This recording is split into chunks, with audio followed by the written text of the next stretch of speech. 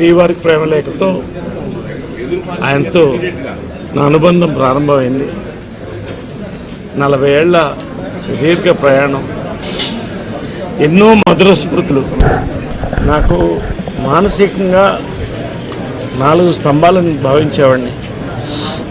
అమ్మ కృష్ణ గారు, పెంజాల గారు, శ్రీ రామోజీరావు గారు. నాకు ఎనర్జీ కావాలన్నప్పుడు ఆయన దగ్గరికి వెళ్ళి ఆ చేతులు కలిపి ఆయనతో 10 నిమిషాలు కూర్చుంటే నా జన్మ తరించిపోయినట్టు అనిపించేది. ఈరోజు ఆయన వెళ్ళిపోవడం అనేది పర్సనల్గా నాకు ఎంత పేరుందో, ఒక భారతీయుడిగా, ఓ భారతీయ బిడ్డగా, తెలుగు బిడ్డగా కొన్ని కోట్ల మందికి తీర్చలేని నష్టం ఇది. ఆయన ఆత్మ శాంతించాలని ఈ కాంపౌండ్ బిడ్డగా ఎప్పుడు నేను భావిస్తాను.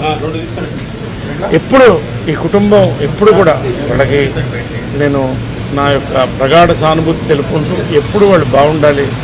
వేల మందికి భోజనాలు పెడుతున్నారు, లక్షల మందికి. వీళ్ళు సంతోషంగా ఎప్పుడు రానున్న రోజుల్లో ఈ యొక్క లెగసీ కొనసాగాలి.